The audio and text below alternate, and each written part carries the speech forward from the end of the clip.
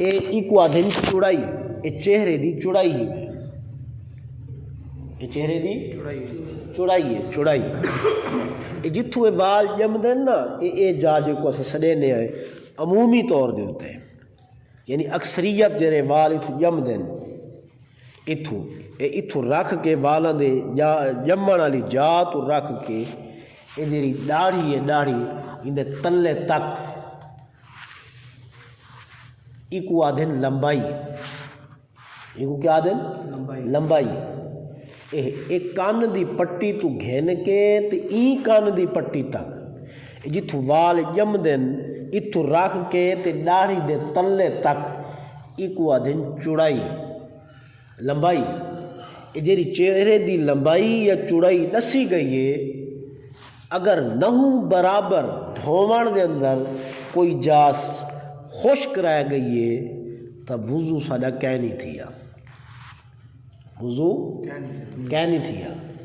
N وجہ کو جرلے اسا چہرہ دھوؤں تے اسا جرلے چہرے دے پانی ماروں نا ایویں فل بک اپنا پانی نال بھرو، فل جلے بھریج ونجے بک ول اسا چہرے دے اتے پانی سٹوں آرام نال کہ چھینڈکاں نال جرا وضو بنے دا بیٹھے اون دے کپڑے دے نہ ونجن تے اپنے کپڑے ہی بچن، آرام نال چلو پورا بھار کے بک پانی دا بھار کے چہرے دے اتے ول اچھی طرح چہرہ مل گھنے، اے ایویں کر کے اچھی طرح مل گھنے تے ملن تو بعد ول دوجا بک بھرے،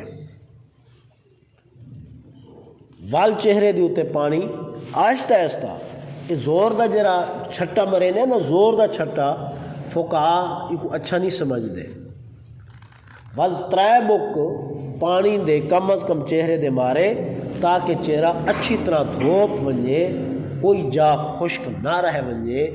یہ چہرے دی جیری حدود دسی گئی ہے یہ چہرے دا پورا دھونا فرض ہے۔ کتنی فرض تھی گے؟ ایک۔ دوجا فرض کیا ہے؟ بہی دھومنا، بہی جیرے اسا دھوئے نے آئے اے انگلی تو رکھ کے اے جیری ہڈی اٹھی کھڑی ہے اے دھومن دے اندر شامل ہے۔ اچھا اکثر بیشتر اے باقاعدہ مشاہدہ کیتے اسا کہ لوگ جلے وضو کرے نا اے جا تا دھوئے نے تے اے جا سکی رہ ویندی ہے، اے جا جبکہ اے دھومن دے اندر شامل ہے، اے دھومن دے اندر شامل ہے تا جرلے بندہ بہی دھووے تا اے ہڈی سمیت دھووے۔ حضرت ابو ہریرہ رضی اللہ تعالی عنہ جرلے وضو کرے نا وہ بہی کو این جا تک دھوئے نا، اے این جا تو انہوں کو پوچھا کہ ہے سی اے ارگ سمیت دسیا گے تو تسا اتے کیوں دھوئے دے وے؟ آپ فرمایا حضور فرمایا قیامت علی ڈیمار جیرے جیرے اعضاء اساں وضو وچ دھوئے نے آئے یہ چمک سن تو میں چاہنا کہ میں زیادہ دھواں تے زیادہ چمک پیدا تھی گئے۔ تب بہی دھومنا کوہنیا سمیت اے کیا ہے؟ فرض۔ اے کیا ہے؟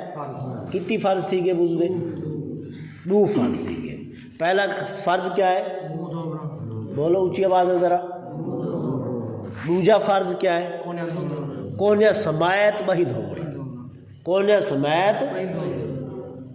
تریجا فرض کیا ہے؟ سر دا مسا کرنا۔ اچھا سر دا مسا مکمل کرے سننا سنت ہے، چوتھا حصہ کم از کم چوتھا حصہ سر دا مسا کرنا فرض ہے۔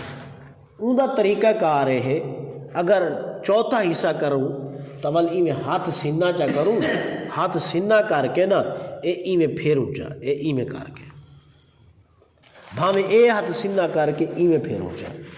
فرض ادا تھی ویسی سنت ادا کہنا تھی سی۔ چاچا مندور سمجھ آئی یا نہیں آئی؟ فرض ادا تھی ویسی لیکن سنت ادا کہنا تھی سی۔ تو فرض ضروری ہے جرلے اساں وضو کروں اگر مکمل سیر دا مسا نہ کر سکوں، کل میں نے سیسا طریقہ مکمل نہ کر سکوں تو کم از کم ہاتھ سنہ کر کے اتنا پھیر اونچا یہ سارے ہوتے فرض ضروری ہے۔ یہ کو سدینے چوتھائی حصہ چوتھا حصہ سر دا مسا کرنا۔ پہلا فرض کیا ہے؟ دوجا کیا ہے؟ کونیا سمیت بھائی دومنا کونیا سمیت۔ ارق یا دن ارق سمیت۔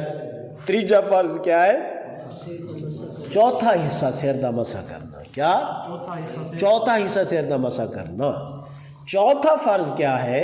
پیر دھومنا گٹیاں سمیت، ٹخنے سنینے اردو دے اندر گٹیاں سمیت، گٹے خشک نہ رام۔ اچھا یہ بھی اکثر ڈٹھا گئے کہ جیسے ایسا پیر دھوئے نہیں ہیں یہ گٹے خشک رہ ویندے۔ ایک دفعہ صحابہ کرام وضو بیٹھے کریں تو جیسے انہیں وضو کر کے دینا تے وچ کچھ صحابہ کرام ایسی ہیں جنہ دے یہ گٹے نہ خشک رہ گئے نہ دھوپ سکے، تو نبی علیہ الصلوۃ والسلام دی نظر پہ گئی، اوہی نظر ہوندی آئی حضور دی، ہر ٹائم نظر ہوندی آئی، تو آپ دی نظر پہ گئی پیران دے ہوتے بھئی انہاں دے جرے گٹے ہیں نا او خشک رہ گئے بعض دے۔ حضور نے ایک آواز دیتی، حضور فرمایا ویل للعقاب، جنہ وضو کیتے تے وضو دے اندر انہاں دے گٹے خشک رہ گئے صحیح طریقے نال نہیں دھوتے، تو فرمایا انہاں کیتے جہنم دا عذاب ہے، انہاں کیتے جہنم دا عذاب ہے۔ اسا اتنی تکلیف برداشت کر کے آنے ہیں، وضو بڑھنے ہیں، مسجد چانے ہیں، ایک وقت دینے ہیں، اگر صحیح طریقے نال اسا وضو نہ کرے سو تو ساری نماز کہنا تھی سی، نماز کہنا تھی سی تو جنت دروازہ کہنا کھل سی۔ تا یاد رکھو وضو ابتدائی چیز ہے، تو وضو دے اندر فرض کتنے ہیں؟ پہلا فرض کیا ہے؟ اونچی آواز نہ۔ دوجا فرض کیا ہے؟ باہیں دھومنا کوہنیا سمیت، ارکا سمیت۔ تیجا فرض کیا ہے؟ چوتھا حصہ سر دا مسا کرنا۔ چوتھا فرض کیا ہے؟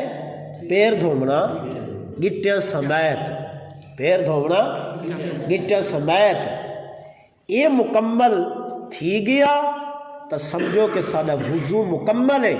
جدر سارا وضو مکمل تھی گیا ول ساری نماز دے اندر خشوع و خضوع بھی پیدا تھی ویسی۔ اللہ سے سکو سمجھن دی توفیق عطا فرماوے اور صحیح معنی کما حق کہو دین دوتے عمل دی توفیق عطا فرماوے۔ اللہم صلی علی سیدنا مولانا محمد وعلی آلہ و اصحابہ وبارک وسلم۔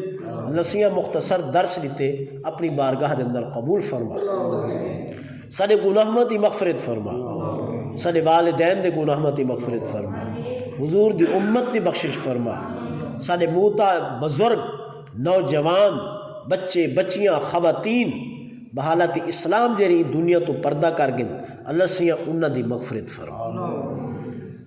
اے باری تعالیٰ آقا علیہ الصلوۃ والسلام دے واسطہ جلیلہ نال جیرے بیمار ہیں انہاں کو شفاء کلی عطا فرما، جیرے بیمار ہیں انہاں کو شفاء کلی عطا فرما، جیرے بیمار ہیں انہاں کو شفاء کلی عطا فرما، جیرے پریشان حال ہیں انہاں دے پریشانیاں کو دور فرما، جیرے بے روزگار ہیں انہاں کو رزق حلال نصیب فرما، جیرے بے سہارا ہیں انہاں کو سہارا عطا فرما، جیرے مبتلا قرض کو نجات و خلاصی عطا فرما، سارے خستہ حالتاں دے اوتے رحم و کرم فرما، سارے ترٹیا پھروٹیا عبادتہ کو اپنے مقدس عظیم بارگاہ دے اندر قبول فرما۔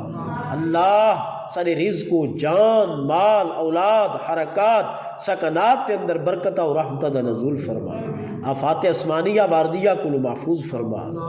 اے باری تعالیٰ سب کو صحیح مانے مسائل سمجھن دی توفیق عطا فرما، حلال اور حرام کو سمجھن دی توفیق عطا فرما۔ صلی اللہ تعالی علی خیر خلقہ محمد وعلی آلہ واصحابہ اجمعین برحمتک یا ارحم الراحمین۔